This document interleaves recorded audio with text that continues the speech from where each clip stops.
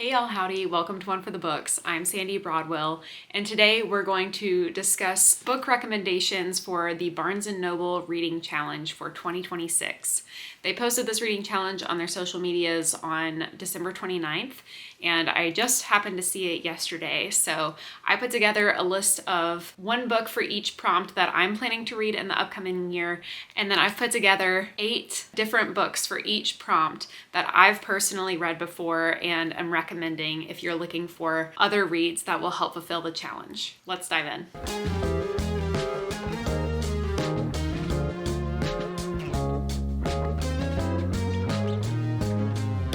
For January, the prompt was time, and I am interpreting this either as a book that has time in the title or a book that maybe has time travel or something along those lines. I think it could also work for like a watch or a time period. And for this one, the pick that I'm planning to read this year is Dark Age by Pierce Brown, and Dark Age is obviously a time period. This is book 5 of the Red Rising saga, and I've already read the first 3 books, so I plan to finish out that series this year. Red Rising is a sci-fi series about a stratified society where the lower class is trying to plan an uprising against the upper classes and overthrow the government, basically. The first game is very Hunger Games-esque. My recommendations for you guys involving time. The first row is books that have time in the title, and the second row is books that don't have time in the title but have time travel involved. The Third Rule of Time Travel by Philip Fracassi is a sci-fi thriller about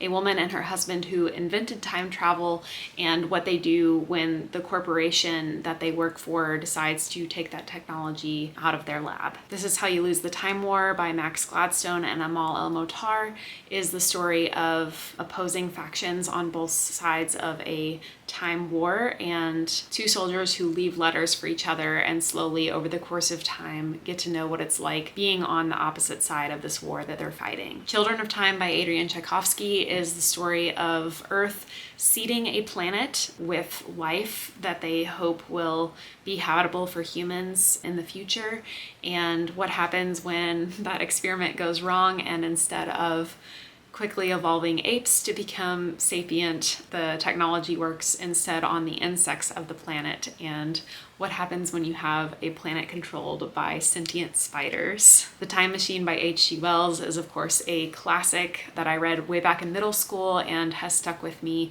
It's very thought-provoking look into what would happen in the far, far future of humanity. Kindred by Octavia E. Butler is another time travel classic in which a Black woman from the 1970s or 80s is transported back in time to early American slavery and the choices that she has to make when she's faced with life on a plantation. Una Out of Order by Margaret Montemore is the story of a woman named Una who every year of her life wakes up in a different year of her life.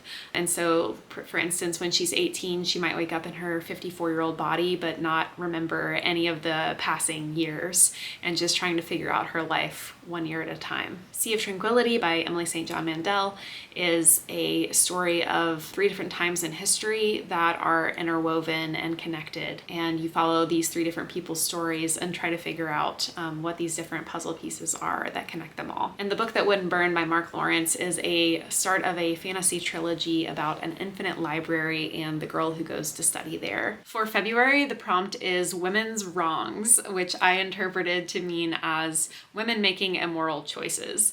And my pick for this one is How to Become the Dark Lord and Die Trying by Django Wexler. I'm actually reading this book already. It's the selection for my book club right now, and it is about a woman named Davy who has woken up in a fantasy world and is supposed to be the chosen one, but every time she dies, she resets back to square one, and she's lived this life thousands of times over and over again, and the Dark Lord always wins. And so this time she decides, screw it, I want to be on the winning side for once. Maybe I'll be the next Dark Lord.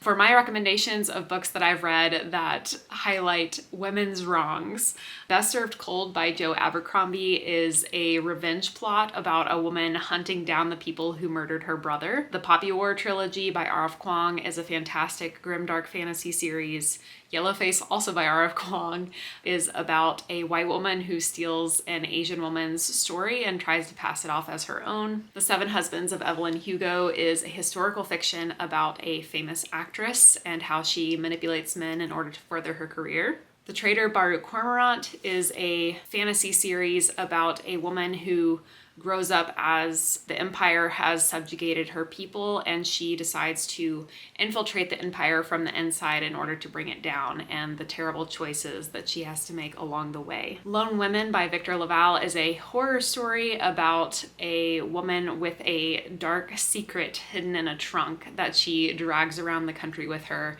during the early homesteading days of the American West. Blood Over Brighthaven by M.L. Wong is a story of a woman who becomes the first ever female high mage and the great inequities of her society and evils of magic that she discovers on that journey. And The Girl with All the Gifts by M.R. Carey is a story of a zombie apocalypse through the eyes of a young zombie girl who is being experimented on by the military. For March, the prompt is debut novels, and for this one I'm going to read Ancillary Justice by Ann Leckie this year. This is the story of like an AI former starship that is now inhabiting a human body. That's pretty much all I know about it, but I know that Ann Leckie is a beloved author and that this book was very award-winning the year that it came out. Other debut novels that I recommend: Kashiel's Dart by Jacqueline Carey is a high fantasy world in which sex trade is sort of the magic system, if you want to think of it like that.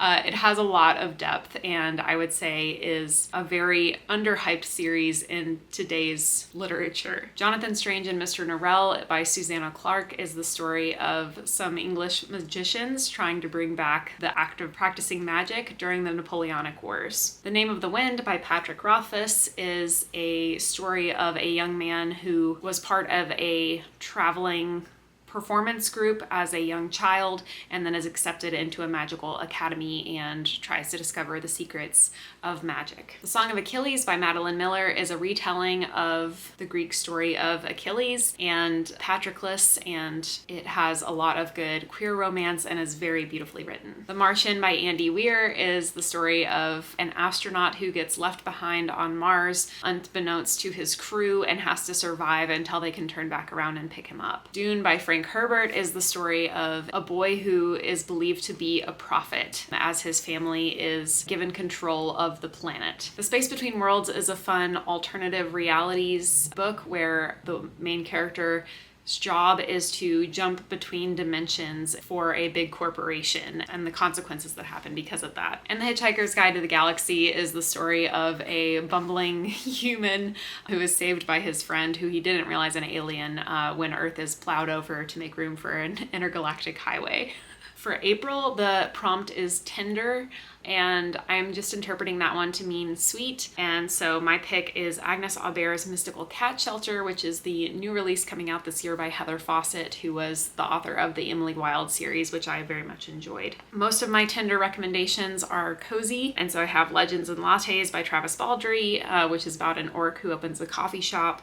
The House in the Cerulean Sea, which is about an orphanage for magical children. The Very Secret Society of Irregular Witches, which is about a witch who teaches magic to 3 young girls. The Monk and Robot, which is about a robot rediscovering humanity after centuries of separation. And then the bottom 4 are less cozy, but still have sweet storylines or some romance involved. The Beautiful Ones by Silvia Moreno Garcia is a period piece with just a hint of magical realism thrown in. The Everlasting by Alexi Harrow is the story of a famed lady knight and historian who studies her and then ends up going back in time and falling in love with her. The Isle in the Silver Sea by Tasha Suri is sort of a time loop story in which stories themselves weave together the fabric of the world, and it is a recurring theme of the knight and the witch falling in love and then betraying each other. And Emily Wilde's Encyclopedia of Fairies, also by Heather Fawcett, is the story of a scholar who studies fairies and her academic rival,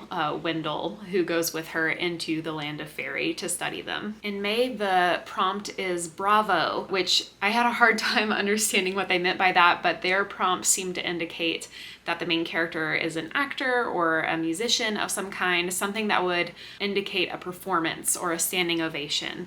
So my pick for that is Gate of the Feral Gods by Matt Dinniman. This is the 4th book in the Dungeon Crawler Carl series, and the next one that I will be reading. Dungeon Crawler Carl, the plot is basically that Earth has been turned into a reality TV show to entertain aliens across the galaxy. So there's definitely a performance element to the sort of game show that all of the survivors are on. For my recommendations for you all, my top 4 are speculative recommendations and the bottom 4 are other. But I have Station 11 by Emily St. John Mandel, which is a dystopian novel, kind of post-apocalyptic, about a group that is traveling the post-apocalyptic landscape as a performing arts troupe. An absolutely remarkable thing by Hank Green is about a young woman who discovers an alien, which she first thinks is an art exhibit, and she is like a influencer online, and so she posts about it and goes viral. The Night Circus by Heron Morgenstern, unsurprisingly, is about a group of circus performers, and it is very beautifully written. Chain Gang All-Stars is a sci-fi dystopia. It's kind of a satire of the American prison system, in which inmates on death row can participate in a gladiator-style competition and try and fight to the death to win their freedom. And it is also a sports network entertainment reality show at the same time, which is horrific. Glorious Exploits, similar theme, very different story, is an ancient Greek or ancient Roman story of 2 guys who try to get a bunch of prisoners to perform a famous play. City of Girls by Elizabeth Gilbert it's the story of a woman's life similar to Seven Husbands of Evelyn Hugo, but this woman is a seamstress for a vaudevillian theater and the choices that she makes throughout her life. It's very beautifully written. Margot's Got Money Troubles is the story of a 19-year-old girl who gets knocked up by her community college professor, decides to keep the baby, and the life choices that she makes and how people judge her along the way, because one of the ways that she chooses to make money to support her child is by creating an OnlyFans account and participating in that. And Cloud Cuckoo Land is another story where there's characters across multiple different time periods being followed, and one of the time periods is a modern one about some kids trying to put on a play at their local library, and there is a bomb threat at the library. There's lots more going on in that book, but that is the performance part of it that gets it for the Bravo prompt. The June prompt is Mariner, and my pick for this is The Tapestry of Fate by Shannon Chakraborty, which is the sequel to The Adventures of Amina al-Sarafi, one of my favorite books the year that it came out. Amina is a lady pirate who has retired from the piracy life in order to raise her daughter, but then finds out that one of her former crewmates' family members has been kidnapped, and so she gets the crew back together for one last sort of rescue mission. And I'm really, really looking forward to the sequel coming out this year. This is the prompt that I had the hardest time with in terms of books that I personally have read. I haven't read a lot of seafaring books, or if I have, I just can't remember. I feel like I have read a lot more, but I couldn't think of 8 of them for some reason. So I have 5 that I've read, and then I have 3 more recommendations that are very, very popular that I think would fit this prompt really well. Voyage of the Basilisk by Marie Brennan is the 3rd book in the Memoirs of Lady Trent series, which starts with A Natural History of Dragons.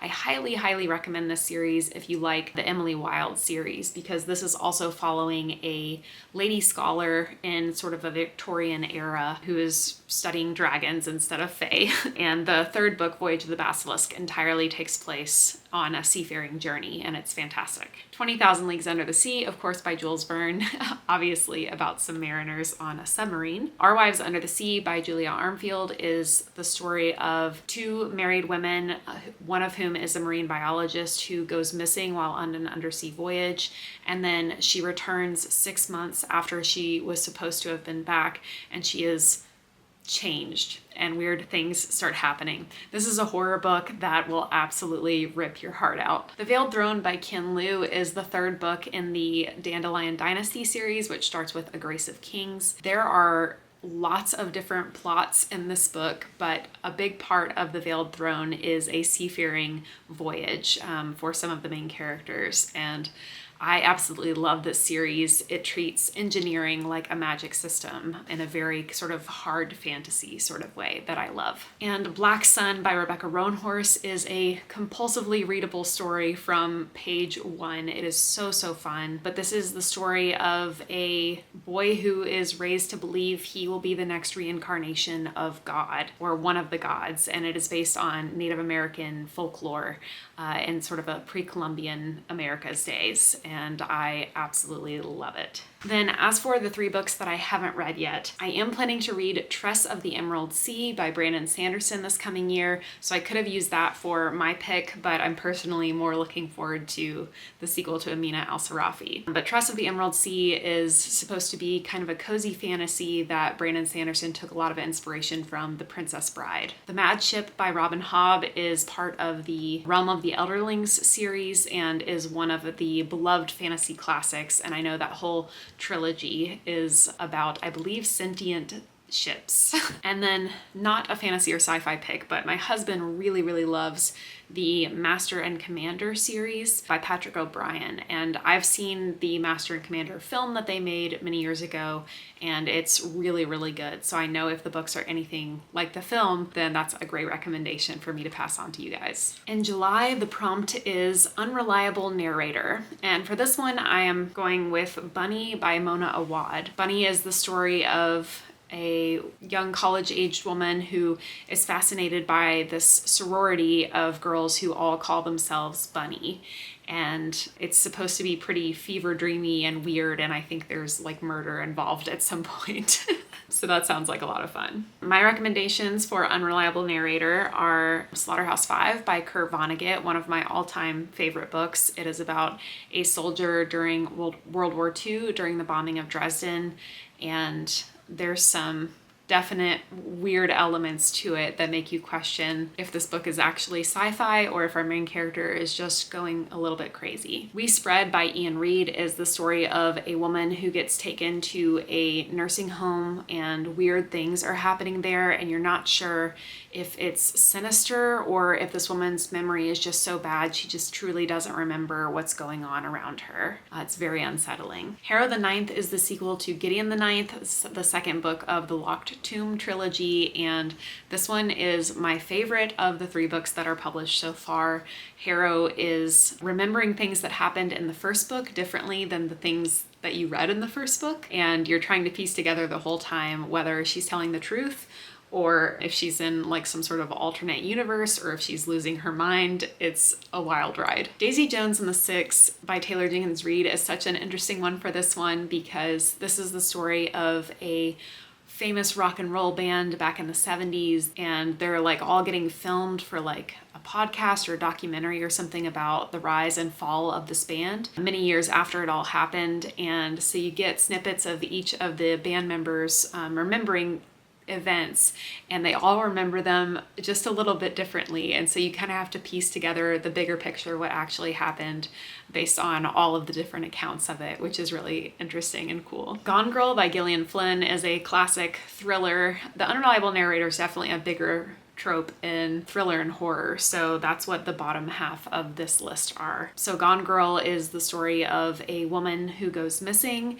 and her husband, who is the #1 suspect in the disappearance, and it's mostly from his perspective, but you get some of the wife's perspective too, and they're both just awful people. In My Dreams I Hold a Knife by Ashley Winstead is the story of a college reunion, and this group of friends is getting together for the first time in a very long time, and one of their friends back when they were in college died, and now that they're all back together again, some of the secrets of what actually happened are coming unearthed. Night of the Mannequins is a really short horror story by Stephen Graham Jones about mannequins who come to life and terrorize this small town. At least that's what the main character thinks is happening. I'll leave it up to you to figure it out for yourself. And then finally, The Haunting of Hill House is a classic by Shirley Jackson, classic haunted house story, and in that one there are 4 people who go to investigate this paranormal activity within this known haunted house, and kind of the descent into madness that happens from our main character's point of view. For August, the challenge is human, and I was not quite sure what they meant by this, but based on Barnes & Noble's recommendations that they listed, it seems like these are like true stories about the human experience. Most of them were nonfiction books, it looked like to me. So my pick for this one is Taking Charge of Your Fertility, because that just happens to be a nonfiction book that I'm reading right now. But I have learned so much about female anatomy that I wish I had learned when I was back in middle school, and I don't understand why some of this stuff wasn't taught. I would highly recommend this book to any woman in the world. I feel like this is so helpful for understanding your cycle. And if you're trying to not get pregnant or trying to get pregnant naturally, this is a really, really good recommendation, but I would recommend it for anyone, like I said, including middle schoolers who are getting their period for the first time. It's a pretty dense read, but it's broken up with a lot of interesting stories and personal anecdotes and things like that as well, and has great diagrams. So my recommendations for this one are just smattering of nonfiction that I have really enjoyed over the years that I feel like focus on the human experience or human psychology or something along those lines. Know My Name by Chanel Miller is a gut-wrenching read written by the victim in the Brock Turner rape trial, and it is very sad and unsettling, but a really, really powerful read, and it's very beautifully written, and I think this should be mandatory reading for the human race, or at least all Americans who have to deal with our judicial system and justice system. Disfigured by Amanda Leduc is a nonfiction story about what it's like being disabled and how disabled people are portrayed in media, specifically fictional media, and how disabilities are often used as stand-ins for ugliness or evil, and their role in both fairy tales and fictional stories. It's very eye-opening for someone who is able-bodied to see things through this lens. Nudge by Richard Thaler and Cass Sunstein is a really interesting book about how people make choices and how marketing companies try to influence you and nudge you to make certain decisions, and how you can also nudge yourself or like learn tips to trick yourself into doing the things that you want to do more. The Serviceberry by Robin Wall Kimmerer is a very, very short nonfiction book about humanity's role in nature and the sharing economy and how we could view capitalism and small economies differently in order to better help ourselves and the planet. What White People Can Do Next is a really good short read for white people to be better allies with our multiracial friends and neighbors and colleagues. And it is a pretty helpful guide that actually gives actionable items, which I always appreciate. Switch, similar to Nudge, is about, as the title says, how to change when change is hard. And it takes a sort of business approach to making big changes in your life and in your company and things like that. This was a required read for me as part of my MPA studies back in the day, and I just found it really, really interesting to understand how and why people make the decisions that they do, and how, little changes can lead to big changes. Word Slut by Amanda Montell is the first book that I read by Amanda Montell, and the one that I have definitely liked the most. It is the study of language and how language is used against women to suppress women and liberate women as well. And I just found it utterly fascinating. And then finally, Man Without a Country by Kurt Vonnegut is just essays by Kurt Vonnegut, one of my favorite authors of all time, about politics and art and writing and all the things that he normally talks about. It's a little bit old at this point, but still super relevant. In September, the prompt is Masterpiece, which I'm interpreting as classics. One classic that I'm planning to read early this year in order to prepare for the new movie adaptation that's coming out with Margot Robbie is Wuthering Heights, Emily Bronte. I had to double check which Bronte sister it was. So I don't know much about Wuthering Heights, honestly. I think it's like a gothic romance. I've heard the movie is going to be something of a bodice ripper, so we'll see how that goes. My recommendations for masterpieces, again, my top 4 here are speculative and the bottom 4 less so. But Parable of the Sower by Octavia E. Butler is about the rise of a cult leader in a post-apocalyptic society. The Hobbit by J.R.R. Tolkien, I don't need to pitch that one to you. I Am Legend is a vampire story from the perspective of one of the last remaining people on Earth.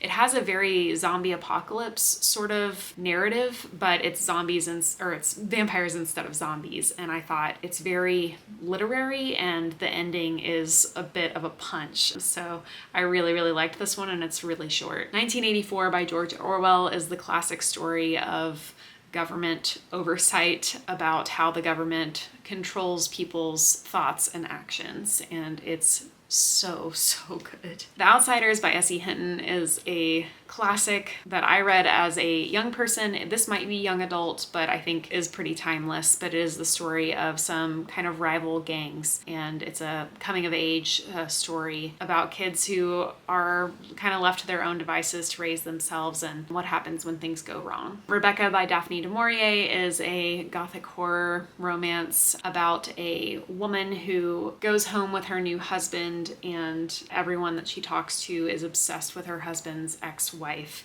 And the main character is never named, but she feels this looming shadow of Rebecca, the ex-wife, and kind of what that does to her psyche. Little Women by Louisa May Alcott is a classic of four sisters growing up during the Civil War era while their father is off fighting the war. And it's just a kind of quiet slice of life story about these four girls and their trajectory and their mother. And I honestly thought that sounded really boring, but I read this last year and it was a really big hit for me. I wish I had read it when I was younger. And then finally, A Christmas Carol by Charles Dickens is a story that needs no introduction. This is the story of Ebenezer Scrooge and is so good. For October, the pick is Diabolical, so I just went with horror for this one. Horror and thrillers, really. And my pick for this year is My Heart is a Chainsaw by Stephen Graham Jones. I think this is a classic slasher type story from the perspective of a teenage girl. For my recommendations for you guys, another Stephen Graham Jones, The Only Good Indians, is the story of a hunting party gone wrong, and what happens when the animal that you killed comes back to haunt you. Ring Shout by P. Djeli Clark is the story of demons that have infiltrated the KKK and the black women in the 1940s who are demon hunters. What Moves the Dead by T. Kingfisher is another gothic story that is a retelling of Edgar Allan Poe's The Fall of the House of Usher, and I thought it was really well done. Salem's Lot by Stephen King is the story of a vampire outbreak that takes over this small town, and you really get to know the town and all the townspeople and their interactions throughout. I thought it was a masterclass in fiction. The Southern Book Club's Guide to Slaying Vampires by Grady Hendrix is the story of a women's book club in Charleston, South Carolina in the 90s, and what happens when a vampire moves into their neighborhood. Certain Dark Things by Sylvia Marina Garcia is a really good story about a vampire on the run in Mexico City, and the world building in this is incredible. The 22 Murders of Madison May by Max Berry is a thriller about parallel universes and a serial killer who is jumping through all of these different universes in order to murder the same girl over and over and over again, and the people who are trying to stop it. And of course, Frankenstein by Mary Shelley needs no introduction. In November, the theme or the prompt is buds, and they had different recommendations of their own, some of which were interpreted as like flower buds or plants, and the other which was interpreted as like good friends. And so I have some of both on my recommendations for you, but my pick for this year is Brigands and Bread Knives, which is a cozy fantasy in the Legends and Lattes series that I believe will have some found family elements. Some stories that I really like that have really good friendships is The Top Row. The Mistborn Era 2, which starts with The Alloy of Law by Brandon Sanderson, follows two detectives in a kind of steampunk world, and I think any sort of Sherlock and Holmes dynamic that you can find would definitely fit this prompt. Red Sister by Mark Lawrence is the story of a young girl being raised at a magical convent, and the friendships that she makes in that story are really compelling. Leviathan Wakes is her first book in The Expanse by James S.A. Corey, and how this crew comes together and becomes a family is really touching, and their relationships that develop throughout the course of the series are some of the best. And the series I'm currently reading The Mask of Mirrors, the series is called The Rook and Rose by M.A. Carrick, is about a con woman named Renata and a masked vigilante called the Rook, and the friendships that Rin has with her fellow con artists and the street urchins that she grew up with, and also the friendships that she makes in the nobility and in the underclass. She just has a whole web of relationships that I think are absolutely fantastic. And then going the other way, buds as in flowers, I have some nonfiction recommendations in this category as well. Two by Michael Pollan. Second Nature is a book about gardening and also human philosophy. And Botany of Desire by the same author is a story about 4 different plants and how they co-evolved with human society over time. It includes apples, potatoes, marijuana, and tulips. And I read this book back in college and it has stayed with me for well over a decade now. Braiding Sweetgrass by Robin Wall Kimmerer is a nonfiction sort of memoir, a little bit rambly nonfiction about nature and our place in it. Robin Wall Kimmerer is both an Indigenous woman and a biologist, and so she has these 2 very different philosophies about nature that come together really, really beautifully. And then a poetry collection by Ada Limon. I think probably any of them that she writes, but The Herding Kind is one that I own, and she is just an amazing, amazing poet. She was the former Poet Laureate of the United States, and I absolutely love her nature poetry. And then finally in December, the very last prompt is binge-worthy, and it's hard to know what books are going to be binge-worthy before I've read them, but a new release that I'm really, really looking forward to this year is The Faith of Beasts, which is the second book in the Captives War trilogy following The Mercy of Gods. And I am really hoping this is going to be a binge-worthy read. It is the story of Earth being subjugated by aliens and this group of scientists that are captured by the aliens and forced to continue their scientific research on the aliens' home world, and the dynamics of this group and how they deal with that, and the fallout from knowing that their entire planet basically has been destroyed and not knowing if they'll ever see any other humans ever again. My binge-worthy picks for you all are Project Hail Mary by Andy Weir. Is the story of an astronaut that wakes up on a ship. He is the only one that is alive, and he has no memory of why he is on the spaceship at all. Really interesting start, and it gets better from there. Blood Over Brighthaven by M.L. Wong. I know I've already mentioned once, but it was my absolute favorite book of 2025, so I want to throw it out there as often as I can. Again, Blood Over Brighthaven is sort of a dark academia, but really society upending magic and what to do when you find out that the world you're a part of and the systems that you benefit from are hurting others. Ready Player One by Ernest Cline is a sci-fi about a virtual reality world, a virtual reality game in which someone has hidden great riches and all the players are competing against each other in order to basically find and score first, and the cutthroat things that people will do in order to come out on top. Jurassic Park by Michael Crichton.